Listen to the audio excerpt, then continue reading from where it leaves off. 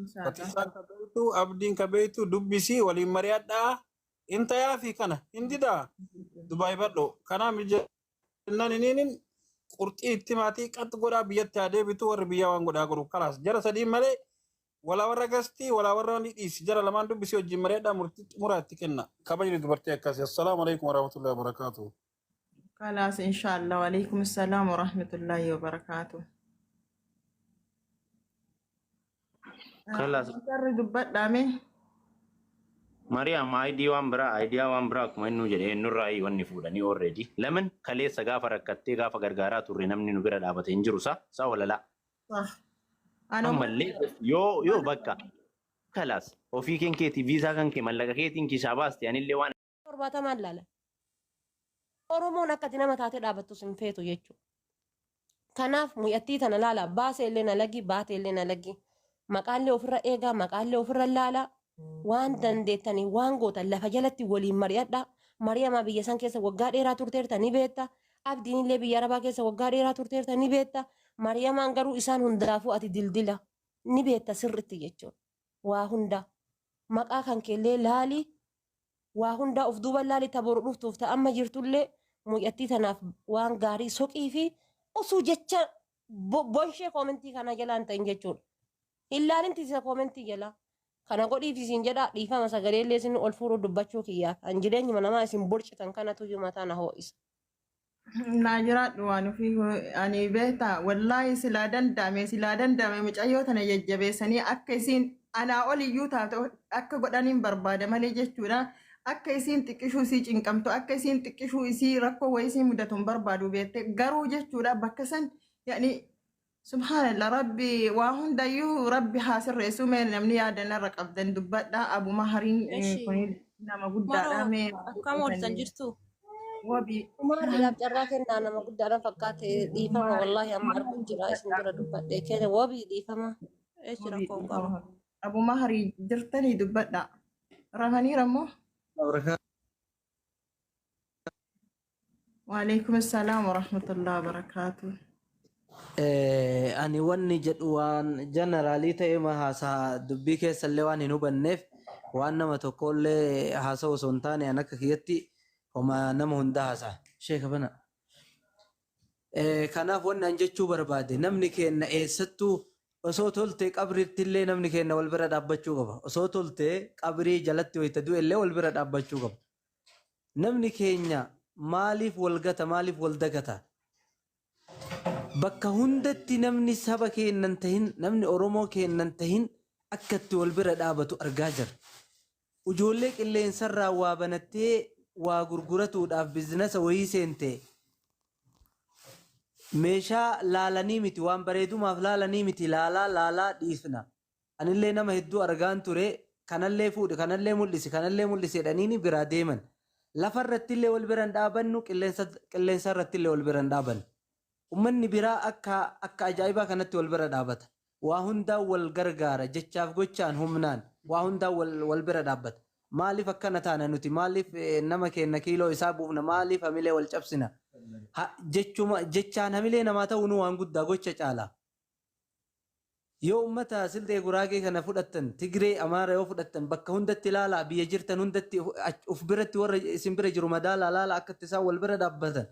Namni isaanii mee warra biyya keessa jirurraa yoo fudhanne namni isaanii gaafa Oromiyaa keessa dhufu caammaa namaa xaragee akkasitti shaayii kararraan deemee gurguraa deema. Gaafa waggaa tokko lama hoteela banatee hoteela keessa jira. Kana jechuun maanni gaafa inni shaayii gurgursan irraa fayyadaman gaafa inni caammaa namaa kararra taa'ee gurgursan hawaasni isaanii hunduu isa biratti fayyadaman wal guddisan waliif yaadan. Nu namni keenya kan shamaraa ta'e kan dhiiraa yoo guddatu maaliif hin gammanne maaliif nu gaddisiisan maaliif hamilee isaa cabsina? Kanaaf nama keenya kamiyyuu hatta akka fedhe haa ta'u geemii haa taphatu yoo fedhe ka geemii taphatu san illee jajjabeessuu qabna malee ta'uufii qabna. Hattaa jechuu gaayaa nama akkasiillee jechuudha. Kanaaf rabbiin waliin nu haa galchu rabbiin nu haa jajjabeessu tartiibatti rabbi nu haa deebisu baay'ee wanni keenya kun nama dhibaa wallaahi nama gaddisiisa. Carraan nuti qabnu yoo jiraate waa lama qofa gaafa namni du'e poostii isaatiin tiktookii fi akkasuma feesbuuka dhiphisuudha gaafa namni wayii du'e. Mica'oo gaafa isin dura amrii taate san hin beektanii Wayita isiin jirtu nam tokko wanta hin jedhu amileen ta'uuf nam tokko itteenna jedhee namni dubbatu hin jiru. Gaaf isiin duute san feesbuukii fi tiktookii illee waan isiitiin guutamee jiran beektan. Kanaaf gaafa duune booyuu irra gaafa namni jiru booyuu fi wayya. Karakkate yoo as fidan haga tokko hin tumsinaa fi waan isaa hin dubbanna garuu hojiirran oolchinu. Mee namuma waa dalagatu kana ka gargaaramu dhiisa namuma waa dalagatu kana hamilee haa taanu biraa dhaabbannuun isiniin jedha. Namni kunillee anatu fide kunoo abaazarri kanallee assalaamu alaikum warahmatullahi wabarakatuh. وعليكم السلام ورحمة الله وبركاته. dubbadhaa mee Eshi ittafu faamaroo nagaa keessanii fatishaa waan hundi keessanuu nagaa isiniin jedheera. Ani waa yaada xiqqoon qaba dhiifamallee naa godhaati kaleechoo wayis godhuu fi baannu yaa'u yaadanis wal gargaaruun barbaachisaadha jedheetanii yaada akka kiyyatti. Mucaa kana waaqayyo isaa eebbisu gochaa dhiirri kamiyyuu godheen agarsiisne dalagee nutti agarsiisee rabbi bara jireenya isaa eebbisu iddoo gaarii isaa kaa'u.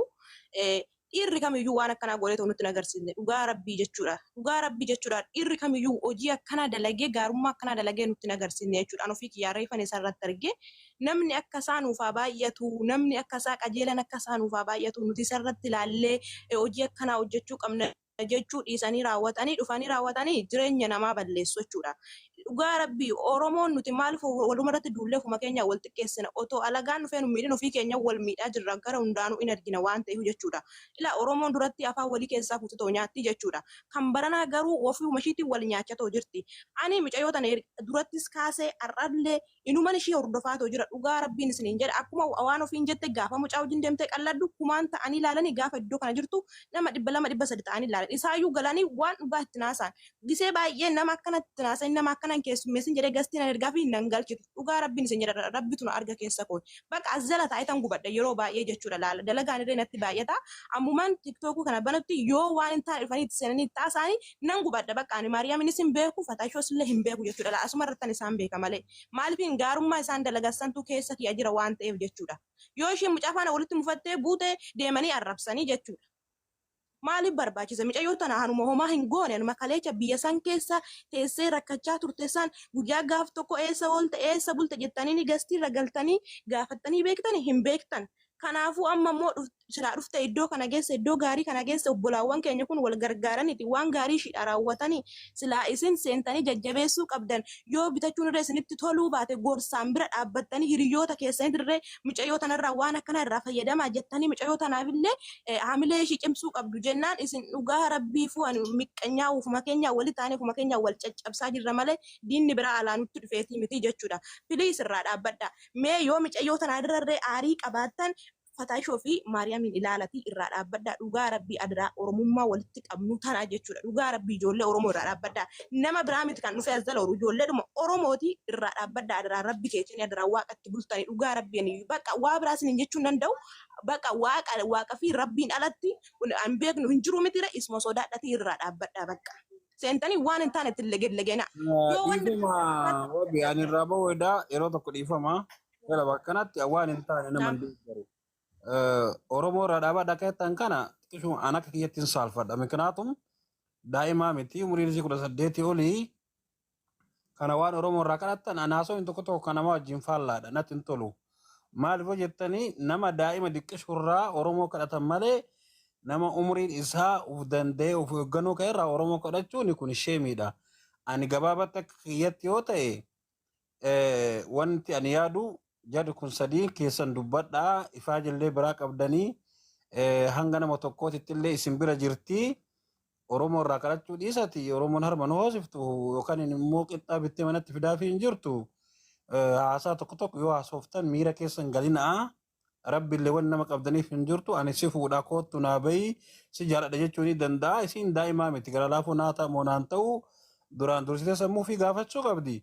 Meeramaan 200 sii kafalti an 200 sii kafala yoo an jedheen gara laafoon kun sababiin inni 200 naa kafaluuf maali jettee haatiif gaafachuu qabdi daa'imaa miti harmoodhaan jirtu xiqqishuu si haatiif haate illee bakka kanatti naan taane dhugaa isinitti maan kanaaf Fatishaa Abdii Meeram teessisaa dhugaa jirtutti hima namni yoo sossobani keessa tara sossobbiin hin barbaachisu isinillee akkatti ol fuutanii men isin takkitti hin rakkanne isin rasuulli kennaa rakkatee jira dubartii keessaa isin takkitti hin rakkanne dubartii rakkate baay'eetu jira soo teessisaa obboleettii teena nu akka oromootitti akka namaatitti akka muslimaatitti si gargaarree sadiininuu si gargaarree nama yoo jennu amantii kiristaana musliima lakkoofatti qabata amantii kamuun qabata namni nama ta'ee jechuu soo biyya kana keessa jireenya akkana haala kanaan teettee meeramiin bira dalaydaa yoo isin hin dalaga jette torbeenuu gaara torbee takkaaf laalu hin dalaguu jetti fuudhanii mana madaamaa bakka faaxadhan itti gubattu kan ol kaanii agarsiisan naan ta'uu jetti kun dinnaan iniinin gara biyya geessan keessattuu dhiifama irraa ta'a dubartiin sossobbii bira geennaniin dhiirsa hiite deemti meeramaan kun as jirti baatii 5 fi 6 har'aa dura nama rakkatee afaan ofiitti natti bu'aa turtan kijibni natti hin tolu fakkeessan isin namni isin jajullee firri jetta kun umman dhiifama irraa ta'atti hin tolu akka namaati miti meeram baatii 5 fi 6 dura rakkattee nama birrii kiyyaa guura birrii dhabnaan iniin oromoon na bira dhaabadhaatii na gargaaraa na kaasaa hin dalagadhaattee kun haati afaan ofiitti nu gaafataa turte gargaaruu hin dandeenye rabbi si haa gargaaruu deemi bobba'ii riskii rabbi bira barbaadadhu jedheen guyyaa sanirraa deebitee chaatiin natti qabdee meeram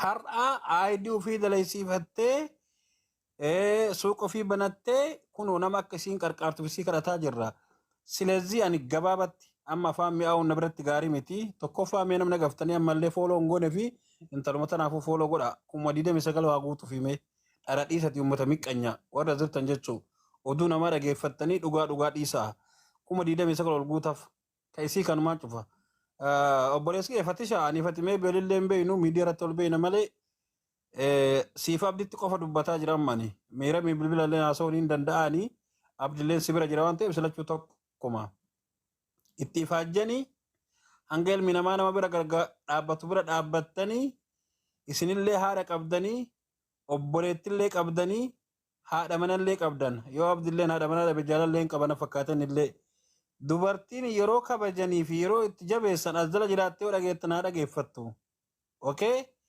yeroo ati sossobattee amalaan qabachuu barbaaddu fi yeroo ati kaballaa itti martu yeroo kamira seeran si dhageeffatti isin hin beektan dhiiraa sillachuu meeramiin hin bilbilaa fi itti man dhugaa jirtu gorsitanii loltaniini isin diddii miti kalaas amma booda rabbi si haa gargaaru jedhaan haa rakkattee arge tokko ijoolleen biroo rakkatteetti kana booda intala dubartii intala maariyyoo jettanii warra jala deemtanii hojii boottan akka isiin hin dalaniif warri shira xaxaa jirtan warra gastii warra dakanaa. Naa ta'eera dubbiin kee beektaa haasofni kee naa ta'eera booddee immoo beekii as biratti meen poointiin ati jette kanuma arreefu siin jedhe tokko sii galee nama tokko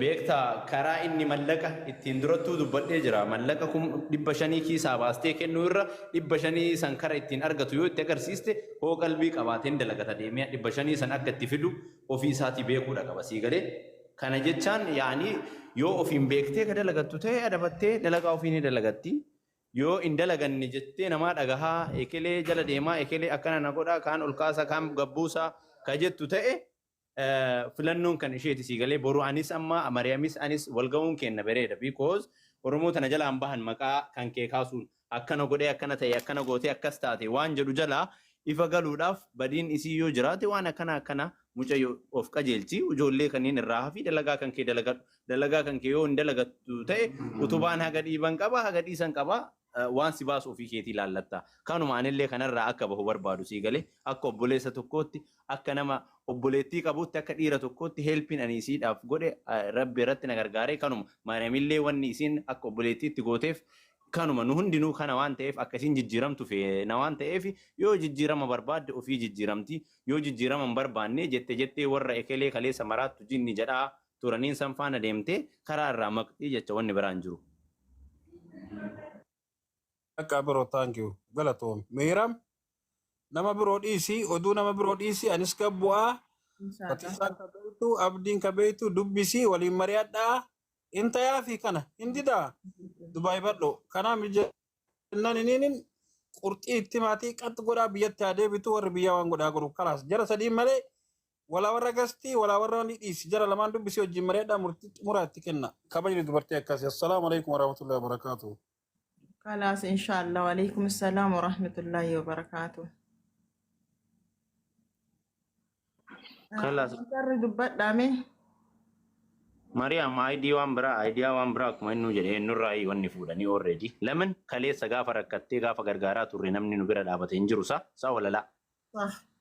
أنا Ammallee yoo bakka kalas ofii keetii viizaa kan kee mallaqa keetiin kiisaa baaste anillee waan achi kaasee achiin gahu ofii kiyyaa'e waan kana kan goone isaa namni nu gargaaree jira. Hadda wanni afaaniin nu gargaaraniif hin jiru. Aayidiyaan namarraallee fuunu hin jiru. Siigalee yoo qajeeltee ni dalagadhaa jette ta'e jettee namaa dhiistee haasawa maalitiyyaa hikmaatiyyaa jinnitiyyaa jettu dhiistee onlaayinii ragatteettee seeraan ni dalagatti. Yoo lakkinaan ta'u haasaa dalagachuun naan ta'u jette filannoo ofiin ni murteeffatti siigalee. Kana waan ta'eef atillee maqaan kee akka tuqamu barbaadu lubbii eessillee maqaan أكبر إلى فاطمة سفكات يعني مجايون تنار لوفتين يعني جنا مسؤول ما وقال ماتي نم نكون فولدر والجين ديمو بربادا يعني كانوا مكيسة تجتودا يعني سيرومان حالو مقارين وسولين ديماني إرقاريدا أنا اللي كان جتاجو akkuma isiin dalagattee akkuma isiin jijjiiramtee akkuma isiin jechuudha bira dabartee maatii ofiillee akka gaarii gargaartee akka gaarii of jijjiirtu barbaada malee jechuudha rakkinna isiitiin afaan lama Fatisha salaamu alaikum martinuu Fatisha yeroo hedduu si arguuf yaalii godhee sin argine asumaan salaama kiyya deebisi wanni ati dalaydee fi gochi ati dalaydes baay'ee tokko nu boonse mucayyoon tunillee